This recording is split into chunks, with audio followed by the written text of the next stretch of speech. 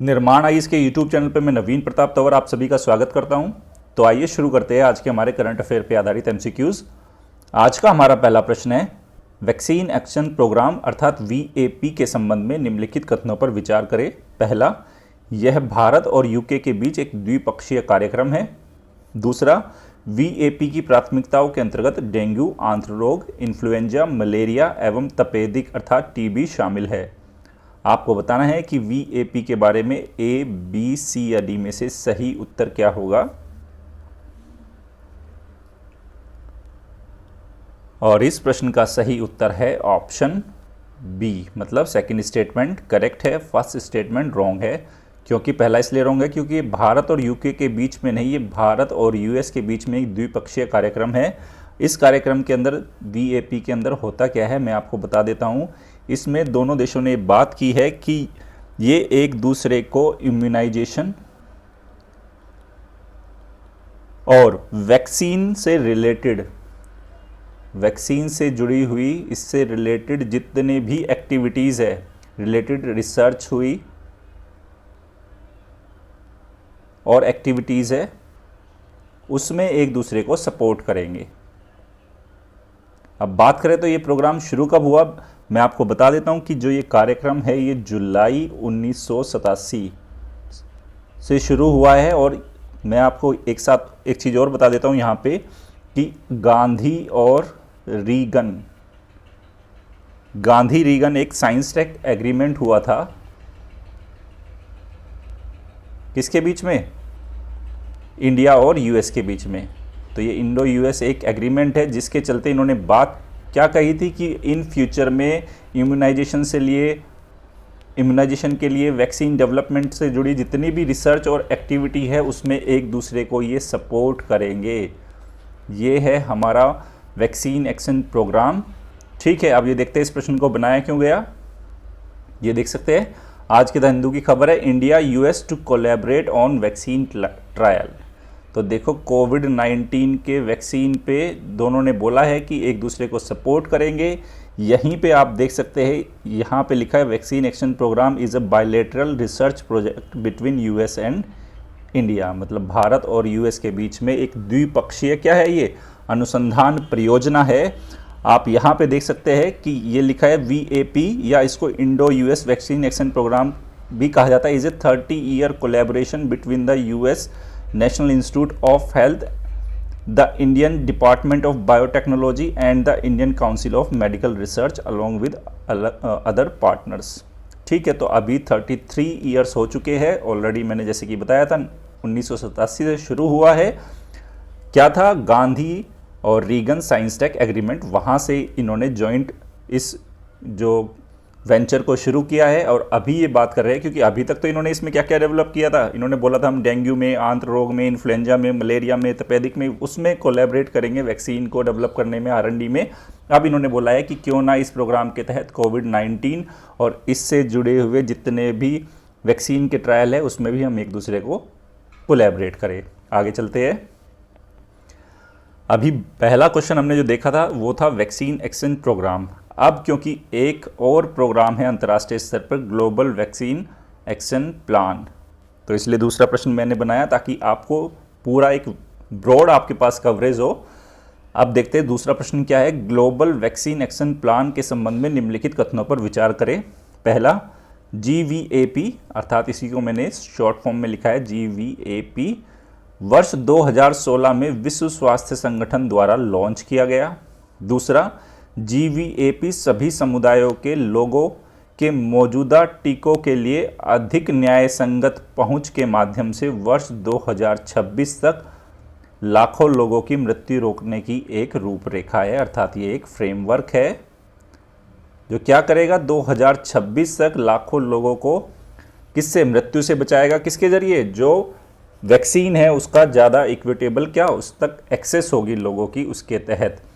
थोड़ा complicated language है लेकिन है यही, क्योंकि जो एक्चुअल इसका लैंग्वेज थी उसी को मैंने यहाँ पे रखा है। अब बताइए कि ग्लोबल वैक्सीन एक्शन प्लान के बारे में ए, बी, सी या डी में से सही उत्तर क्या होगा। क्या होगा सही उत्तर? और इस प्रश्न का सही उत्तर है ऑप्शन डी। ऑप्शन डी का मतलब क्या हुआ, पहला स्टेटमेंट भी रॉन्ग और दूसरा स्टेटमेंट भी रॉन्ग हुआ आपका। तो पहला क्यों रॉन्ग हुआ, क्योंकि ये वर्ष 2016 में नहीं, इसको जो लॉन्च किया गया था 2012 में इसको अप्रूव किया था वर्ल्ड हेल्थ असेंबली। और वर्ल्ड हेल्थ असेंबली, कल ही मैंने बताया था कि वर्ल्ड हेल्थ असेंबली क्या काम करती है, ये WHO की सबसे बड़ी डिसीजन मेकिंग बॉडी है। ठीक है, इसने इसको अप्रूव किया था 2012 में। और जो ये ग्लोबल वैक्सीन एक्शन प्लान है बेसिकली 2011 से 2020 के लिए है। तो यहीं से इसका जो सेकंड स्टेटमेंट है कि इसमें बोला गया है कि वर्ष 2026 तक लाखों लोगों की मृत्यु को रोका जाएगा। किसके जरिए, जो जितनी भी वैक्सीन है उसका अधिक न्याय संगत रूप से लोगों की उन तक पहुंच हो। ऐसा ना हो कि डेवलप्ड कंट्री ने वैक्सीन डेवलप की है, सिर्फ उन्हीं को वो वैक्सीन मिले, वहीं की उनकी जो डेथ रेट है वो कंट्रोल हो बीमारियों से। नहीं, इसमें जो बोला गया था कि डेवलपिंग, डेवलप्ड, लीस्ट डेवलप्ड या जैसी भी कंट्री है दुनिया की, जितने भी लोग हैं सभी समुदायों तक जितनी भी वैक्सीन का न्याय संगत पहुंच सुनिश्चित हो। ठीक है, तो ये 2011 से 20 तक का है, इसलिए यहाँ पे जो 2026 लिखा है इसलिए ये होगा यहाँ पे 2020। बाकी पूरा स्टेटमेंट ये सही है। ठीक है, तो ये हमारे पास इंडिया वाला और US वाला तो हो गया वैक्सीन एक्शन प्रोग्राम, और ये दूसरा जो WHO वाला हो गया ग्लोबल वैक्सीन एक्शन प्लान। अब जो भी PT में आएगा हमें कोई टेंशन नहीं। अब आगे चलते हैं। ये देखिए अगला प्रश्न, श्रम पर शाही आयोग रॉयल कमीशन ऑन लेबर, जिसको RCL भी बोला जाता है, के संबंध में निम्नलिखित कथनों पर विचार करें। पहला, इसका गठन वर्ष 1926 में जॉन हेनरी व्हिटली की अध्यक्षता में किया गया। दूसरा, इस आयोग का गठन भारत में औद्योगिक उपक्रमों और बागायती कृषि अर्थात प्लांटेशन एग्रीकल्चर में श्रम की मौजूदा स्थितियों की जांच के लिए किया गया। अब आप बताइए कि श्रम पर शाही आयोग के बारे में इन दोनों कथनों में से कौन सा कथन सही है, और A, B, C या D में से सही उत्तर क्या होगा। 5 सेकंड का टाइम है आपके पास। आपको लग रहा होगा ना करंट अफेयर में कहाँ से आ गया ये हिस्ट्री वाला क्वेश्चन, बताऊंगा आपको। बताइए क्या होगा इस प्रश्न का सही उत्तर। और इस प्रश्न का जो सही उत्तर है वो है ऑप्शन बी। ऑप्शन बी का मतलब क्या हुआ, सेकंड स्टेटमेंट सही हुआ, फर्स्ट स्टेटमेंट रॉन्ग हुआ। अब ये देखते हैं कि पहला स्टेटमेंट क्यों गलत हुआ, क्योंकि जो श्रम पर जो शाही आयोग है वो वर्ष 1929 में ये गठित हुआ था। ठीक है, और 1931 में इसने 1931 में अपनी रिपोर्ट दी थी। ठीक है, आप पहले देखते हैं ये प्रश्न बनाया क्यों गया। सेकंड स्टेटमेंट बिल्कुल सही है, ये ध्यान रखेंगे। भारत में जितने भी इंडस्ट्रियल जो यूनिट्स थी और प्लांटेशन एग्रीकल्चर में जितने भी लेबर एंगेज थे उनकी स्थितियों की जांच के लिए इसका गठन किया गया था। अब चलते इस प्रश्न को क्यों बनाया गया।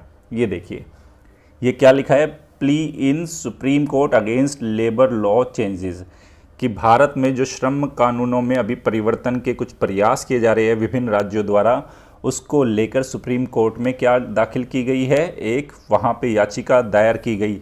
ठीक है, तब ऐसे में हमें देखो UPSC बड़ा एक यूनिक टाइप की बॉडी है, उसका माइंडसेट बहुत डिफरेंट है। हमें समझना होगा कि वो किसी भी तरह का क्वेश्चन पूछ सकता है। हो सकता है ये पूरा करंट क्या रह जाए, बैक में रह जाए और UPSC चला जाए रॉयल कमीशन ऑन लेबर। ठीक है, कब बना, कैसे बना, क्यों बनाया गया, ऐसे ही क्वेश्चन बनते हैं। ठीक है, इसलिए मुझे लगा कि क्यों ना अपनी हिस्ट्री की जानकारी का इस्तेमाल करके आपके लिए क्वेश्चन हिस्ट्री से करंट से लिंक करके उसको पूछूं।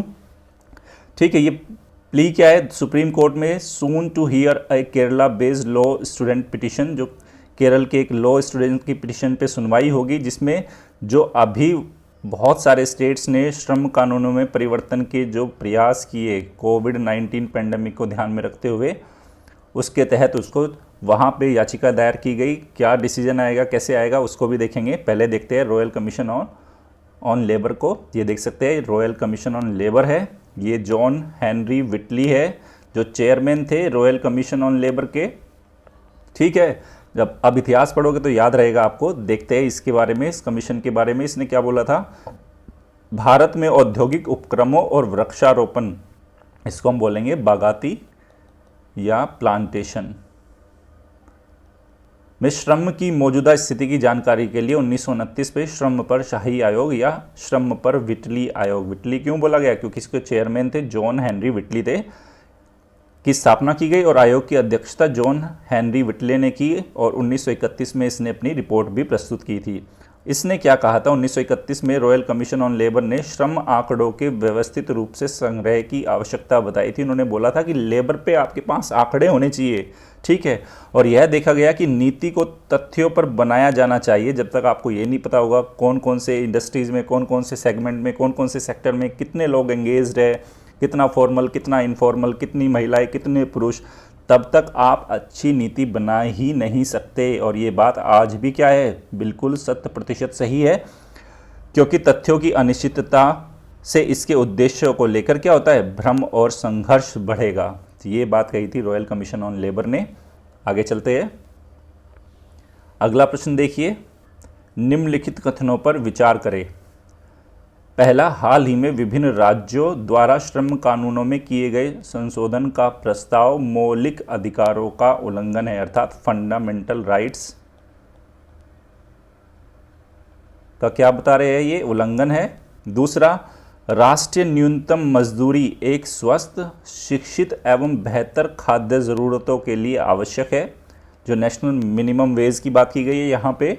तीसरा, राज्यों द्वारा वर्तमान में श्रम कानूनों में किया जा रहा संशोधन महिला श्रम बल, ये महिला श्रम बल है, महिला बल नहीं है, महिला श्रम बल सहभागिता दर को कम करेगा, अर्थात women labour force participation rate को कम करेगा। सोच समझ के जवाब देना। इस टाइप के क्वेश्चन यूपीएससी में पूछे जा सकते हैं, मेंस की अंडरस्टैंडिंग के लिए, एसे राइटिंग के लिए, इवन इंटरव्यू के लिए आपके ये सारी चीज़ें, ये कंसेप्ट क्लियर होना चाहिए और बताना है कि ए, बी, सी या डी में से सही उत्तर क्या होगा। सोच समझ के जवाब देना है आपको। और इस प्रश्न का जो सही उत्तर है, सही उत्तर क्या है, वो है ऑप्शन डी। मतलब पहला स्टेटमेंट, दूसरा स्टेटमेंट और तीसरा स्टेटमेंट, तीनों ही स्टेटमेंट बिल्कुल सही है। बेसिकली जो बताया गया है कि श्रम राज्यों द्वारा श्रम कानूनों में किए गए संशोधन का जो प्रस्ताव क्या है, मौलिक अधिकारों का उल्लंघन है, बिल्कुल है, बताऊंगा नेक्स्ट स्लाइड में आपको। दूसरा, जो नेशनल मिनिमम वेज, देखो क्यों बात की जा रही है नेशनल मिनिमम वेज की, ताकि एक हेल्दी, एडुकेटेड और जो जिसकी खाद्य ज़रूरतों को पूरा किया जा सके उन श्रमिकों की, उसके लिए ज़रूरी है। अदरवाइज़ तो क्या होगा, वो भूखा, आपने इतनी लड़ाई लड़ी सैकड़ों सालों की कि श्रम के आपने इन अधिकारों को सुनिश्चित किया, अगर आपने वो न्यूनतम मजदूरी दी ही नहीं तो फिर क्या हुआ, उन सब पूरी फाइट का जो आपने इनके अधिकारों के लिए लड़ी। तो ये बिल्कुल ज़रूरी है, अगर आप चाहते हैं श्रम स्वस्थ रहे, शिक्षित रहे और बेहतर उसकी खाद्य ज़रूरतें जो पूरी हो, उसके लिए राष्ट्रीय न्यूनतम मजदूरी एक क्या है, एक आवश्यकता है। अब राज्यों द्वारा वर्तमान में श्रम कानूनों में किया जा रहा संशोधन महिला श्रम बल सहभागिता दर को कम करेगा, बिल्कुल करेगा। ऑलरेडी देखो ना, अभी भी महिलाओं को क्या कितना परेशानी होती है, ऑलरेडी ट्वेल्व जो उनकी क्या है रोल होता है, घर को भी संभालना और साथ के साथ ऑफिस को भी। अगर जितने आप श्रम कानूनों को रिजिड करोगे, वो ऑलरेडी मार्जिन पे है, वो एकदम से बाहर निकल जाएगी। इसलिए अगर श्रम कानूनों में जो संशोधन के जो अभी प्रोविजंस आ रहे हैं, जिस तरह के आ रहे हैं, उनके चलते जो महिला श्रम बल सहभागिता दर डेफिनेटली कम होगी। अब देखते हैं इस प्रश्न को बनाया क्यों गया। ये देखिए, सेम खबर है, plea in Supreme Court against labour law change. ठीक है, किस राज्य ने परिवर्तन किया था? सबसे पहले यूपी, मध्य प्रदेश, राजस्थान में इस तरह की बातें हुई थी। सीधी सी बात है, आपने इस तरह के संशोधन क्या, सीधी आपने मिसाइल छोड़ दी, आपने लेबर जो लॉज के ऊपर, जिसके चलते ये मामला सुप्रीम कोर्ट में जाना ही था, बिल्कुल तय था। क्योंकि आपने, अगर मैं कहूँ आर्टिकल 14, 15, 16, 19, 23, 24, ठीक है ना, ये तो सारे क्या है, मौलिक अधिकारों पे सीधा ही क्या था, सीधा डायरेक्ट प्रहार था राज्यों द्वारा। ठीक है, उसके साथ साथ अगर डीपीएस की, एसपी की भी बात करें, 38, 41, 42, 43, 43A, ये सारी चीज़ों पे क्या था, सीधा अटैक था। ये तो चलो डीपीएसपी है, लेकिन यहाँ तो क्या है, सारे के सारे एफआर। तो डेफिनेटली सी बात है, सुप्रीम कोर्ट में मामला जाना ही था, क्योंकि आपने इतनी लंबी लड़ाई लड़ी और आप सिर्फ किसके लिए, इन्वेस्टमेंट के लिए कि इन्वेस्टमेंट आए, आपने उन कानूनों के साथ इतनी बड़ी छेड़खानी करने की कोशिश की, सीधा आपके मौलिक अधिकारों पे हमला हुआ है। बस आप मुझे, आपके लिए एक होमवर्क है, देखो आपने कहीं ना कहीं आप एडिटोरियल भी पढ़ रहे होंगे, खुद से भी ऑनलाइन भी, आप मुझे सिर्फ इस बात का जवाब देना कि जो विभिन्न राज्यों द्वारा श्रम कानूनों में बदलाव करने के जो प्रयास किए गए, आपको क्या वो वैलिड लगते हैं। आप मुझे उसके फेवर में और अगेंस्ट में, जो बच्चा लिख के बता सकता है बता दे, वरना अपनी कॉपी में नोट करके लिख ले।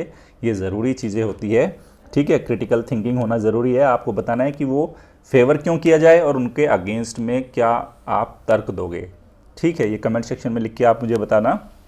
आगे चलते हैं। अब ये देखिए, अगला प्रश्न है, निम्नलिखित कथनों पर विचार करें। पहला, जीन की भूमिका, जीन तो जान रहे हो ना, ये जीन, ठीक है, की भूमिका प्रोटीन का कूट लेखन अर्थात कोडिंग करना है, ये इसकी प्रमुख भूमिका। दूसरा, mRNA के निर्देश का इस्तेमाल कर राइबोसोम में प्रोटीन बनता है। अब आपको बताना है कि इन दोनों कथनों में से कौन सा कथन सही है और A, B, C या D में से सही उत्तर क्या होगा। जवाब बताइए आप मुझे। देखो मैंने पहले ही बोला था, इस साल साइंस जो बायोटेक्नोलॉजी है, 2 से 3 क्वेश्चन डेफिनेटली आने वाले हैं बायो और बायोटेक्नोलॉजी से, ठीक है ना। अब आपको देखना है, क्योंकि जितना R&D हो रहा है, अभी आप देखो ना कितना R&D हो रहा है कोविड को लेके, कितने सारे बेसिक टर्म्स आ रहे हैं, वो सारे देखो यूपीएससी बिल्कुल जाएगा इन सारे क्वेश्चंस पे, आपको पता होना चाहिए। मैं लगातार क्वेश्चन भी पूछ रहा हूँ आप लोगों से, तो बताइए इसका सही उत्तर क्या होगा। और इस प्रश्न का सही उत्तर है ऑप्शन सी, मतलब पहला स्टेटमेंट भी सही हुआ और दूसरा स्टेटमेंट भी सही हुआ। तो जीन की जो प्रमुख भूमिका है क्या है, प्रोटीन का कोडिंग करना है, ठीक है। अब मैं आपको बता देता हूँ, देखो बेसिकली यहाँ क्यों बनाया गया वो तो नेक्स्ट स्लाइड पर दिखा देता हूँ। मैं आपको एक छोटी सी बात बता देता हूँ। आपने जो ये सेल है जिसको कोशिका बोलते हैं, ठीक, ये हुई सेल, बोलेंगे इसको कोशिका। सेल के अंदर क्या होता है, न्यूक्लियस होता है, ये न्यूक्लियस है, ठीक, ये न्यूक्लियस हो गया। अब इस न्यूक्लियस के अंदर क्या होते हैं, क्रोमोसोम, ये क्रोमोसोम हो गए ऐसे ऐसे करके, ठीक है, इनको बोला आपने क्रोमोसोम।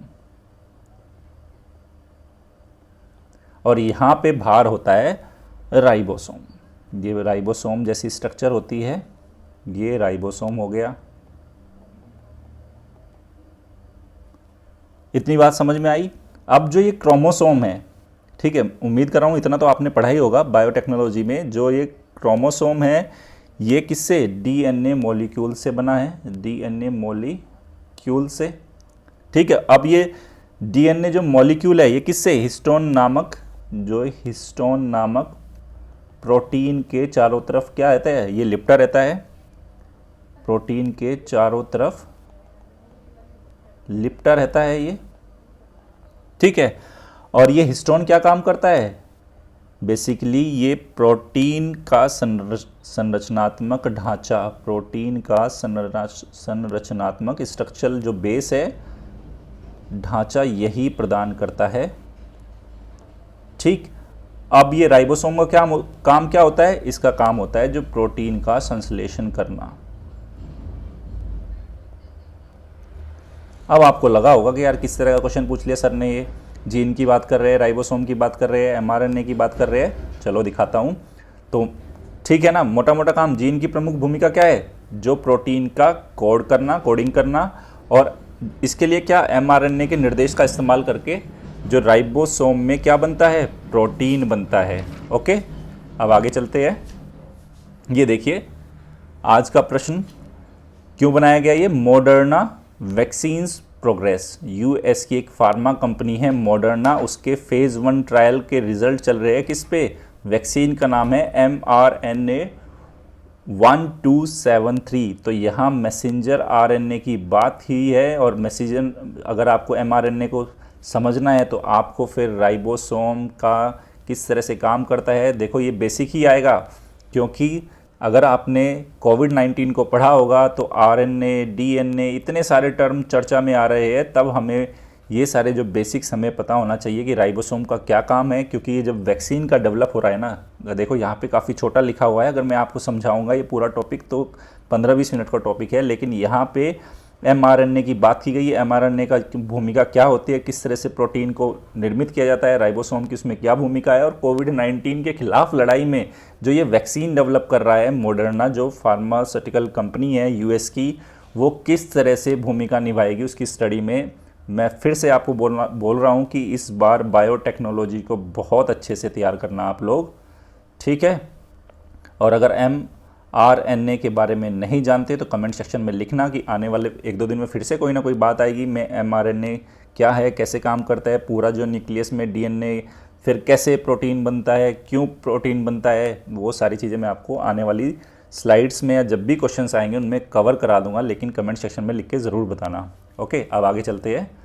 ये देखिए, UNRWA United Nations relief and works agency के संबंध में निम्नलिखित कथनों पर विचार करें। पहला, UNRWA फिलिस्तीनी शरणार्थियों के लिए वर्ष 1949 में गठित एक संयुक्त राष्ट्र की एजेंसी है। दूसरा, यह संयुक्त राष्ट्र महासभा जनरल असेंबली की एक सब्सिडियरी बॉडी है और इसका आदेश पत्र अर्थात मैंडेट प्रत्येक 5 वर्ष में क्या होता है, नवीनीकृत अर्थात रिन्यूअल इसका होता है, रिन्यू होता है ये।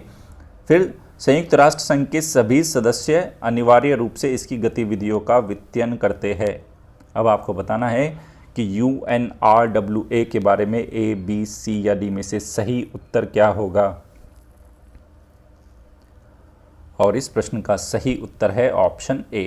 ऑप्शन A का मतलब क्या हुआ, केवल कथन एक ही सही है, दूसरा भी गलत और तीसरा भी गलत। तो इसकी जो स्थापना यूएस की एक स्पेशल एजेंसी है जो किस लिए, फिलिस्तीनी शरणार्थियों के लिए इसका गठन किया गया था वर्ष 1949 में, और यह संयुक्त राष्ट्र महासभा की एक सब्सिडियरी बॉडी है, बिल्कुल सही है। और उसका जो मैंडेट है प्रत्येक 5 वर्ष में नहीं 3 वर्ष बाद इसको क्या किया जाता है, रिन्यू किया जाता है। फिर संयुक्त राष्ट्र के सभी सदस्य अनिवार्य रूप से इसकी गतिविधि, अनिवार्य नहीं है, ये स्वैच्छिक है।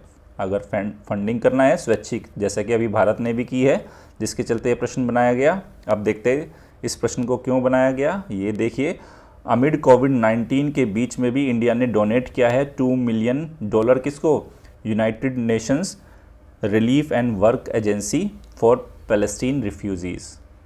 और जो यूनाइटेड नेशन ने इसको क्या बोला, सराहनीय बताया भारत के इस प्रयास को। 18 मई की ये खबर है, देख सकते हैं।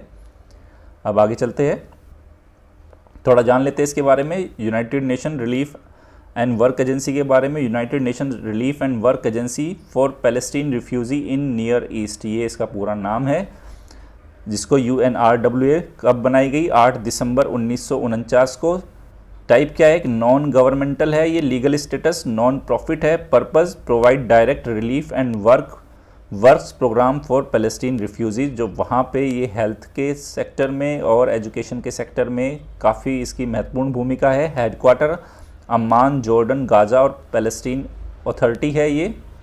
तो ये UNRWA, हो सकता है क्वेश्चन आ जाए तो हमारे हाथ से नहीं जाएगा। अब आगे चलते हैं। ये देखिए प्रश्न क्या है, निम्नलिखित कथनों पर विचार करें। पहला, सोलर साइकिल अर्थात सौर चक्र वह चक्र है जिससे सूर्य का चुंबकीय क्षेत्र लगभग प्रत्येक 11 वर्ष में गुजरता है, ठीक। दूसरा, सौर चक्र के आरंभिक एवं अंतिम चरण को सौर अधिकतम अर्थात सोलर मैक्सिमम एवं मध्यम चरण को सौर न्यूनतम अर्थात सोलर मिनिमम कहते हैं। तीसरा, सौर कलंक जिनको सन स्पॉट्स बोला जाता है, सूर्य की सतह पर तुलनात्मक रूप से शीत क्षेत्र होते हैं अर्थात कूल रीजन्स होते हैं कंपैरेटिवली, और इन क्षेत्रों में चुंबकीय क्षेत्र सशक्त होता है अर्थात स्ट्रॉन्ग होता है।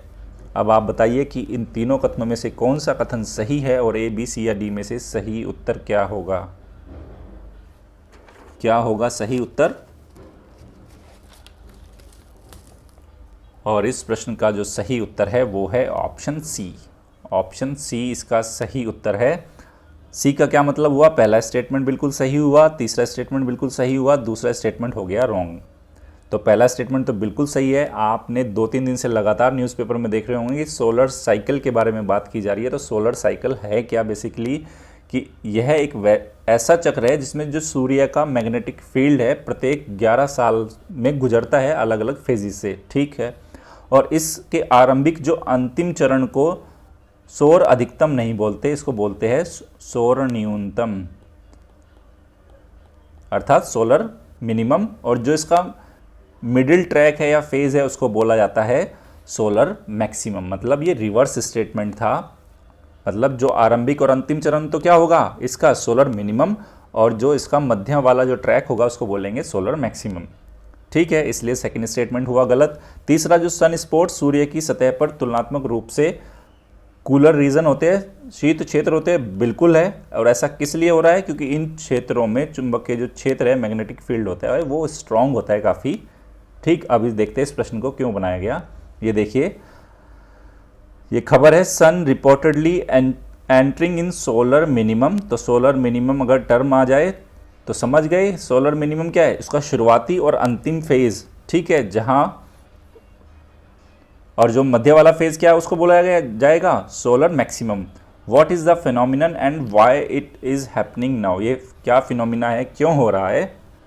तो जो सोलर मिनिमम है इसके बारे में मैं आपको बता देता हूँ। सोलर मिनिमम को सनशाइन रिसेशन भी कहा जाता है, सनशाइन रिसेशन, ठीक है। ये आर्थिक मंदी वाला मंदी नहीं है इसका, ये सूरज का खुद का रिसेशन है ये।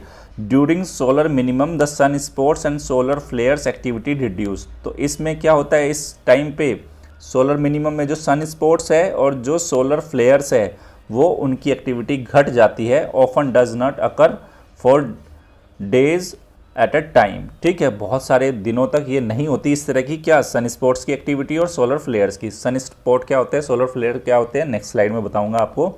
यहाँ पे देख सकते हैं सोलर मैक्सिमम, बहुत सारे आपको ये सन स्पॉट्स सोलर फ्लेयर दिखाई दे रहे हैं, और यहाँ सोलर मिनिमम है। देखो अगर इन दोनों फिगर का आप आपस में कंपैरिजन करोगे तो आपको नज़र आएगा, देखो ये ब्राइट ब्राइट ब्राइट ब्राइट आपको कुछ क्षेत्र नज़र आ रहे हैं, ये एक्टिविटी इधर ज़्यादा है किसकी, सन स्पॉट्स की और सोलर फ्लेयर की, और इधर यहाँ पे रिड्यूस्ड है, कम है, ठीक है।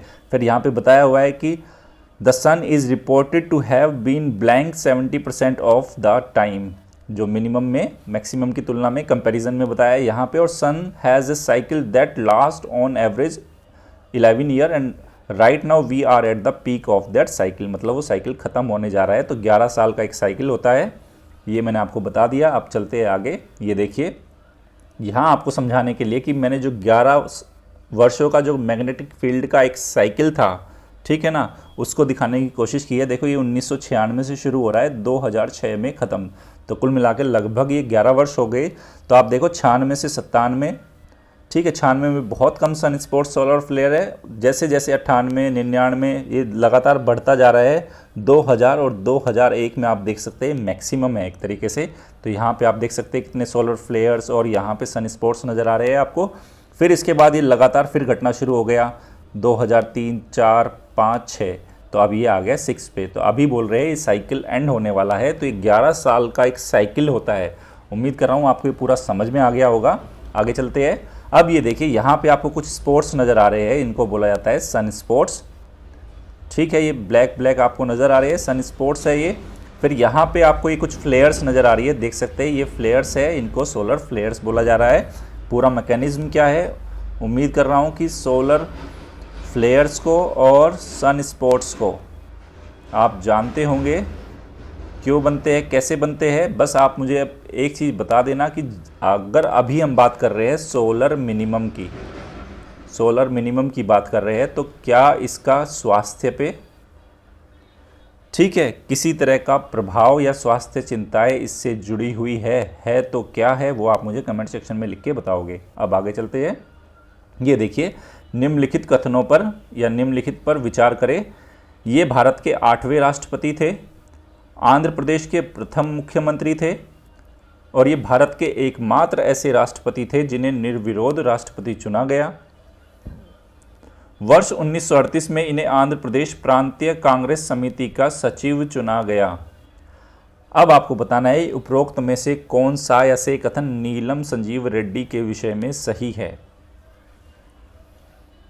बताइए कि ए, बी, सी या डी, चारों में से क्या सही उत्तर होगा।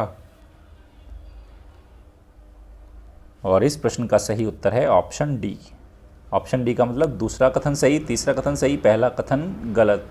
क्योंकि नीलम संजीव रेड्डी की अगर बात की जाए, ये भारत के 8वें राष्ट्रपति नहीं थे, ये 6 हमारे प्रेसिडेंट ऑफ इंडिया थे। 1977 से 1982 के बीच इनका कार्यकाल था। आंध्र प्रदेश के प्रथम मुख्यमंत्री थे। एकमात्र ऐसे राष्ट्रपति थे जिन्हें निर्विरोध राष्ट्रपति चुना गया, बिल्कुल सही है। और 1938 में, क्योंकि इंडियन नेशनल मूवमेंट में इनकी महत्वपूर्ण भूमिका रही है, आंध्र प्रदेश की जो प्रोविंशियल कांग्रेस कमेटी का इनको सेक्रेटरी भी चुना गया था। ठीक, अब ये देखते हैं इस प्रश्न को क्यों बनाया गया। ये देख सकते हैं राष्ट्रपति सचिवालय, पीआईबी की खबर है, 19 मई की राष्ट्रपति ने नीलम संजीव रेड्डी को उनकी जयंती पर श्रद्धांजलि दी। ठीक है, तो श्रद्धांजलि दी, तो अब नीलम संजीव रेड्डी के बारे में प्रश्न बनना वाजिब था। अब आगे चलते हैं। आज का हमारा अभ्यास प्रश्न है, हाल ही में निम्नलिखित किस मंत्रालय ने नेशनल टेस्ट अभ्यास नामक एक मोबाइल ऐप लॉन्च की है। ठीक है, ऑप्शंस है युवा कार्यक्रम एवं खेल मंत्रालय, विज्ञान एवं प्रौद्योगिकी मंत्रालय, मानव संसाधन विकास मंत्रालय, कार्मिक लोक शिकायत एवं पेंशन मंत्रालय। तो ए, बी, सी या डी में से जो भी सही उत्तर होगा आप मुझे कमेंट सेक्शन में लिख के बताना। अब आगे चलते हैं। ये देखिए 19 मई का एक अभ्यास प्रश्न है। देखो इस प्रश्न में एक गड़बड़ हुई है स्टूडेंट, यहाँ टाइपिंग एरर है सारे ऑप्शंस के अंदर ही। तो सब बच्चों ने जो मुझे कमेंट सेक्शन में लिख के बताया उनका बिल्कुल वाजिब, उनका विरोध दर्ज करना सही था। उन्होंने उंगलियां उठाई है, बिल्कुल सही उठाई है। ये ऑप्शंस मैं सही टाइप कर देता हूँ। कुछ बच्चों ने तो देखो कितना अच्छा काम किया, उन्होंने बोला अपने आंसर को जस्टिफाई करने के लिए, सर आपने गलती से पश्चिम से पूर्व लिखा है, अगर पूर्व से पश्चिम लिखेंगे तो इन चारों में से एक ऑप्शन निकल के आ जाएगा। मुझे बहुत अच्छा लगा, मैंने भी खुद नहीं सोचा था, लेकिन मैंने पश्चिम से पूर्व ही पूछा था, लेकिन ये टाइपिंग में थोड़ा एरर हो गया। ये इसके जो ऑप्शंस थे ये कुछ इस तरह के थे जो मैं अभी लिख रहा हूँ, 2 4 1 3 हो जाती है कई बार इस तरह की गड़बड़। ठीक है, तो इसका जो सही उत्तर होगा वो ऑप्शन बी होगा, 3 2 1 4। मतलब अगर हम पश्चिम से पूर्व की ओर जाएंगे तो सबसे पहले गांधीनगर आएगा। ठीक है, उसके बाद क्या आएगा, मुंबई, फिर क्या आएगा, पणजी, और उसके बाद आएगा बेंगलुरु। चलो देखते हैं मैप पे भी इनको एक बार। ये देख सकते हैं आप, इंडिया का पॉलिटिकल मैप है। बात करते हैं गांधीनगर। ये देखिए लोकेशन, गांधीनगर के बाद अगर लोकेशन देखोगे ये मुंबई की लोकेशन, फिर पणजी की लोकेशन नज़र आ रही है हमें, और उसके बाद ये बेंगलुरु की लोकेशन नज़र आ रही है। बहुत अच्छा लगा, आप इतने एक्टिवली पार्टिसिपेट करते हो, मुझे बहुत अच्छा लगता है। यहाँ साथ के साथ देखो अभी आज यूपीएससी ने फिर से अपनी वेबसाइट पे बताया है कि अब जो नेक्स्ट डेट क्या होगी यूपीएससी प्रीलिम्स की नेक्स्ट डेट क्या होगी, उसने बोला है कि वो डिसीजन लेगा 5 जून को 2020 में। ठीक है, जैसे कि मैंने आपको बोला था, देखो कल ही मैंने बोला था अभी कोविड-19 दिसंबर तक नहीं जाने वाला कहीं भी। ठीक है, जाने वाला मतलब अभी तो ये तो कभी भी नहीं जाएगा, WHO भी बोल चुका है, लेकिन नहीं जाने वाले से मतलब अभी हमें कोई रास्ता नज़र नहीं आ रहा, क्योंकि कोई वैक्सीन डेवलप होगी, वो मार्केट में अवेलेबल होगी। मिनिमम अगर कोई खुदा करे कि बहुत जल्दी वो काम हो जाए, भगवान करे, आप सब लोगों की दुआएं लगे और कोई वैक्सीन बहुत जल्दी आ जाए, लेकिन आते आते भी उसको कम से कम दिसंबर 2020 लगेगा। तब तक मैं बोल रहा हूँ स्टे होम, स्टे सेफ। आपको अगर यूपीएससी टाइम दे रहा है तो उस टाइम का इस्तेमाल करो। बहुत अच्छा टाइम मिला जिन बच्चों ने लेट से स्टार्ट हुआ या बीच में जिनसे टाइम का मिसमैनेजमेंट हुआ, गोल्डन अपॉर्चुनिटी है इस बार यूपीएससी प्रीलिम्स को क्वालिफाई करने के लिए।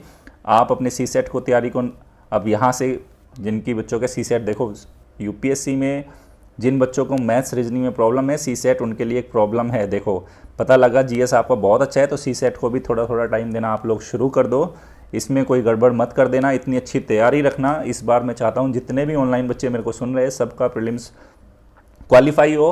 हम लगातार मेहनत कर रहे हैं कि आप इस बार बहुत सारे बच्चे जितने भी देख रहे हैं सारे मेंस लिखे, ठीक है, इंटरव्यू दे और फाइनल सिलेक्शन लेके अपना बिल्कुल इस जंजाल से, इस दलदल से बाहर निकलो। ओके, निर्माण आईएएस की daily current affair based MCQ की आज की सीरीज़ यहीं समाप्त होती है। अगर आपको हमारी ये पहल पसंद आ रही है तो हमारे यूट्यूब चैनल को लाइक कीजिए, शेयर कीजिए और सब्सक्राइब कीजिए। धन्यवाद।